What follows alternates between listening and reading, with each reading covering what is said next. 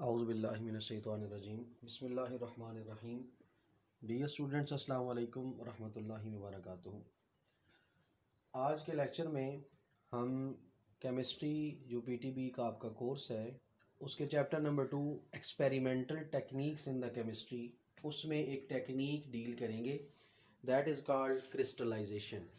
ये article basically आपका जो है वो पहले तो आता होता था लॉन्ग में, क्योंकि अब शॉर्ट सिलेबस किया गया है, जिसकी वजह से हम इसके मेन पॉइंट्स ही डिस्कस करेंगे और मेन चीज़ें डिस्कस करेंगे। आपने इस चैप्टर को शॉर्ट ही के लिए प्रिपेयर करना है और इसकी टेक्निक्स को समझना है, इनकी डेफिनेशंस को समझना है, इनके प्रिंसिपल को, इनकी मेथडोलॉजी को समझना है। ये सारी चीज़ें जब आपको समझ आ जाएंगी तो ये चैप्टर आपके लिए मुश्किल नहीं रहेगा, ये चैप्टर आपके लिए आसान हो जाएगा। Basically, this chapter deals with the analytical chemistry. This chapter relates the different processes like qualitative analysis and quantitative analysis in different forms. तो हम यहाँ पे कुछ चीज़ें डिस्कस करेंगे, जैसा कि आपने फिल्ट्रेशन का प्रोसेस पहले किया था।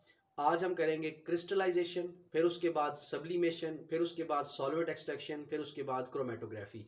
तो ये कुछ हमारे सिंपल से आर्टिकल्स हैं इस लेवल पे जिनको यहाँ पे डील किया जाएगा।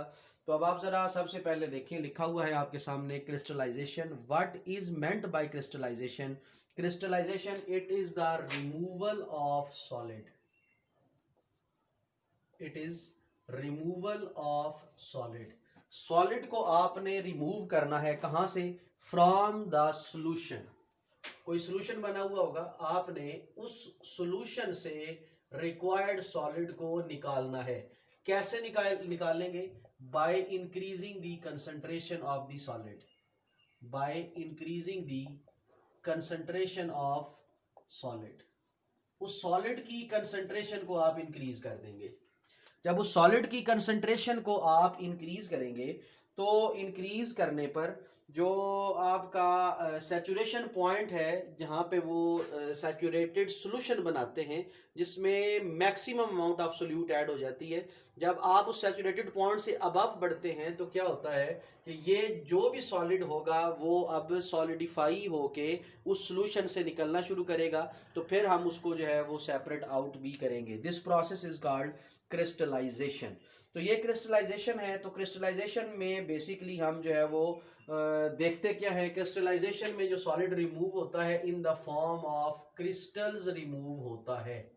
ठीक है, ये आपने याद रखना है कि जब भी क्रिस्टलाइजेशन का प्रोसेस किया जाता है, removal of solid from solution by increasing the concentration of the solid, तो आपने सॉलिड की कंसंट्रेशन को इंक्रीज करके, जो कि सैचुरेशन पॉइंट से अबव थी, तो आपने सॉलिड को यहां से रिमूव किया in the form of crystal.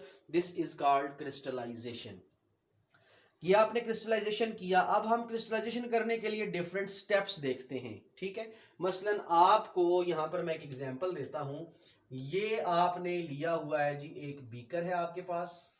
ठीक है जी, that is the beaker. Crystallization समझा रहा हूं आपको।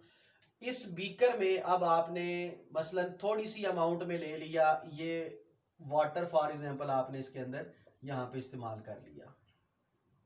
ठीक है जी, ये वाटर है। आपने इस वाटर के अंदर, basically water is a polar molecule. ठीक है जी, अब आपने क्या करना है, इसके अंदर अब आपने बेंजोइक एसिड डिसॉल्व करना है। बेंजोइक एसिड जाहिर बात है अब आपका वो नॉन पोलर है, इसके अंदर डिसॉल्व नहीं हो सकता। ठीक है, लेकिन बेंजोइक एसिड में हम क्या देखेंगे कि जो बेंजोइक एसिड है उसमें सी डबल बॉन्ड OH है, तो हाइड्रोजन बॉन्ड के चांस हैं, तो डिसॉल्व इसको होना चाहिए, लेकिन ये इतनी अमाउंट में डिसॉल्व नहीं होता। बेंजोइक एसिड का फार्मूला क्या है? बेंजोइक एसिड का फार्मूला है C6H5COOH, that is called benzoic acid. That is the structure of benzoic acid. ये आपका वाइट क्रिस्टलाइन फॉर्म में प्रेजेंट होता है, that is called benzoic acid. इसको आपने वाटर के अंदर डिसॉल्व करना है। ठीक है, आपने मसलन जो है ले लिया 1 ग्राम फॉर एग्जांपल, मैं एग्जांपल दे रहा हूं, हम थोड़ी सी अमाउंट लेते हैं। 1 ग्राम आपने इसके अंदर डाला और आपके पास यहाँ पे एक स्टीरर जो था मौजूद था, ग्लास स्टीरर था। आपने उस ग्लास स्टीरर से शेक करके डिसॉल्व करने की कोशिश की, तो अब ये डिसॉल्व आपसे नहीं हो रहा था। जो चीज आप डाल रहे हैं दैट इज कॉल्ड सोल्यूट, और ये वाटर यहाँ पे क्या है? As a solvent. ठीक है जी। आपको कंडीशन के मुताबिक सॉल्वेंट चूज करना होता है कि आपने किसके अंदर डिसॉल्व करवाना है। आपने सॉल्वेंट वो चूज करना है जिसमें मैक्सिमम अमाउंट डिसॉल्व तो हो जाए लेकिन रूम टेम्परेचर पे मिनिमम अमाउंट डिसॉल्व करे। ठीक है, अब ये रूम टेम्परेचर पे कोई हमने हीट नहीं दी, बहुत कम अमाउंट बेंजोइक एसिड की डिसॉल्व होगी और बेंजोइक एसिड सारे पाउडर का पाउडर जो है वो इसके ऊपर जो है वो तैरता हुआ आपको नजर आएगा, डिसॉल्व नहीं होगा इसके अंदर। ठीक है, आप स्टिर भी करते रहेंगे, थोड़ी सी अमाउंट डिसॉल्व होगी। अब आप क्या करेंगे, आपने रूम टेम्परेचर पर जब इसको डिसॉल्व करने की कोशिश की, जो आपका रूम टेम्परेचर था, मसलन रूम टेम्परेचर आजकल जो चल रहा है हमारा जो मसलन 12 डिग्री सेंटीग्रेड है, ये भी बहुत ज़्यादा बता रहा हूँ मैं, रूम टेम्परेचर हालांकि इससे कम आ रहा है, तो रूम टेम्परेचर मसलन अभी कितना है हमारा 12 डिग्री सेंटीग्रेड। ठीक है जी, तो इस रूम टेम्परेचर पे आपने बेंजोइक एसिड को डिसॉल्व किया तो लेस अमाउंट या मिनिमम अमाउंट इसके अंदर डिसॉल्व हुई। ये बेसिकली प्रैक्टिकल आपका हम करेंगे भी इंशाल्लाह। तो इतनी अमाउंट जो है वो डिसॉल्व हुई। अब आपने क्या किया, अब आपने इसका टेम्परेचर इंक्रीज कर दिया। जब आप टेम्परेचर इंक्रीज करेंगे, मसलन टेम्परेचर आप ले गए हैं 50 डिग्री पर, किस तरह टेम्परेचर इंक्रीज किया, आपने इसको उठा के वाटर बाथ के अंदर रखा। वाटर बाथ क्या होता है, जिस तरह हम एक टब सा लेते हैं बड़ा, इस तरह करके कंटेनर सा होता है। ठीक है, उसके अंदर आपने हॉट वाटर डाला हुआ होता है और उसका कनेक्शन जो है वो इलेक्ट्रिसिटी के साथ होता है। तो या हम एक्सटर्नल सोर्स के जरिए पानी गर्म करते हैं, उसको बॉयल करते हैं, ये पानी जो है वो बॉयल किया हुआ होगा, यानी बॉयल्ड वाटर होगा और बॉयल कर रहा होगा। हम थोड़ी देर के लिए बीकर इसके ऊपर ऐसे रखेंगे, ये बीकर आपने रखा, जाहिर बात है टेम्परेचर बढ़ जाएगा तो आप देखेंगे कि इसमें अब अमाउंट डिसॉल्व होना शुरू हो गई है। ठीक है जी, आप इतनी हीट जो है वो दे रहे हैं कि आप कुछ ना कुछ अमाउंट डिसॉल्व हो रही है। आप क्या करेंगे, आप ये जो सॉल्वेंट आपने लिया था वाटर, आप यहीं से गर्म पानी थोड़ा सा लेके फिर इसमें डालेंगे, फिर गर्म पानी लेके फिर इसमें डालेंगे, उस वक्त डालते रहेंगे गर्म पानी और शेक करते रहेंगे, स्टिर करते रहेंगे जब तक जो भी बेंजोइक एसिड जितनी भी अमाउंट में लिया गया है मुकम्मल डिसॉल्व ना हो जाए। इसका मतलब ये इंक्रीज टेम्परेचर पे डिसॉल्व होगा। सॉल्वेंट होना ही वो चाहिए जो ज्यादा टेम्परेचर पर चीजों को तो डिसॉल्व कर सके लेकिन रूम टेम्परेचर पर डिसॉल्व ना कर सके। ठीक है, आपने ये काम कर दिया। अब आप क्या करते हैं, अब आपने इसी गर्म सॉल्यूशन को तीसरे प्रोसेस से गुजारना होता है, दैट इज कॉल्ड फिल्ट्रेशन। और फिल्ट्रेशन के लिए आप यूज करते हैं फिल्टर पेपर। ठीक है जी, ये पहले भी आपको मैं फिल्टर पेपर का प्रोसेस जो है वो बता चुका हूँ, फिल्टर पेपर को किस तरह जो है वो फोल्ड किया जाता है। ठीक है, तो फिल्टर पेपर की फोल्डिंग के लिए हमने जो है वो एक चीज इस्तेमाल की थी, आज हम फिर इसको देखते हैं कि फिल्टर पेपर को किस तरह हम जो है वो फोल्ड कर सकते हैं। आपको मैंने उस दिन जो है वो सर्कल में बताया था कि इस तरह एक सर्कुलर फॉर्म में हमारे पास जो है फिल्टर पेपर होगा, उसको हमने किस तरह जो है वो फोल्ड करना है। मैं अभी मेरे पास ये एक पेज सा है, इसको मैं सर्कुलर फॉर्म में कट कर लेता हूँ जिस तरह भी हो सका। ठीक है जी, ये अब आपका एक सर्कल सा बना, हल्का सा इरेगुलर फॉर्म ही है, बहरहाल चलें। तो इसको पहले फोल्ड करने का तरीका आप देख लें कि किस तरह आपने इसको फोल्ड करना है। ठीक है, ये अब आपकी जो है वो मसलन फिल्टर पेपर है, इस तरह करके सर्कुलर फॉर्म में आपको जो है वो नजर आएगा। अब आपने क्या करना होता है, इस तरह मैंने पकड़ा हुआ है, इसको आप ऐसे सबसे पहले फोल्ड करेंगे। ठीक है जी, ये आपने फोल्ड किया, फिर आप फिल्टर पेपर को ऐसे फोल्ड करेंगे, ये फोल्ड हो गया। और आपने क्या करना है, आप देखें 1 2 3 और 4, आपने 3 इसे पकड़ लेने हैं। इस तरह आपने फिल्टर पेपर बनाना है, ये कोन लाइक स्ट्रक्चर जो है वो आपका बनेगा और आपने इस फिल्टर पेपर को इस तरह फनल के अंदर जो है वो इस्तेमाल करना है। अभी हम यूज करते हैं दूसरा बीकर, ये दूसरा बीकर लिया और आपने यहाँ पे एक जो है वो फनल इधर जो है वो इस्तेमाल की, फनल इस तरह की होती है और फनल के ऊपर आपने इस तरह करके जो है वो फिल्टर पेपर जो है वो एडजस्ट कर दिया है। ठीक है, ये फिल्टर पेपर फॉर एग्जांपल इसके ऊपर आपने रखा। अब क्या करना, आपने यही गर्म सॉल्यूशन आपने इसके ऊपर डालना है, फिल्टर पेपर के ऊपर। अब गर्म सॉल्यूशन क्यों डाला जाता है, ताकि प्री मैच्योर क्रिस्टलाइजेशन ना हो, फिल्टर पेपर के ऊपर क्रिस्टल ना बने। हमें क्रिस्टल यहाँ पे चाहिए नीचे। ठीक है, हमें क्रिस्टल जो है वो इधर नीचे चाहिए। ठीक है, हम यहाँ पे क्रिस्टल बनाएंगे, फिर जो है वो ये काम इसलिए कर रहे हैं ताकि इम्प्योरिटीज अलग हो जाए, इसकी इम्प्योरिटीज जो है वो यहाँ से हम सेपरेट आउट करें। तो जब हमने ये काम कर दिया, आपने इसको सेपरेट कर लिया, डाला इसके अंदर, तो ये सारा जो लिक्विड था ये नीचे चला जाएगा। अब क्या होगा, आपने यहाँ पर मसलन आपने वो सारा ले लिया, अब इस बीकर को अलग अलग कर दें, ये बीकर ए है, ये आपका बीकर बी है, तो इस बीकर बी को आप साइड पे करके इसको कूलिंग के प्रोसेस से गुजारें, ठीक है।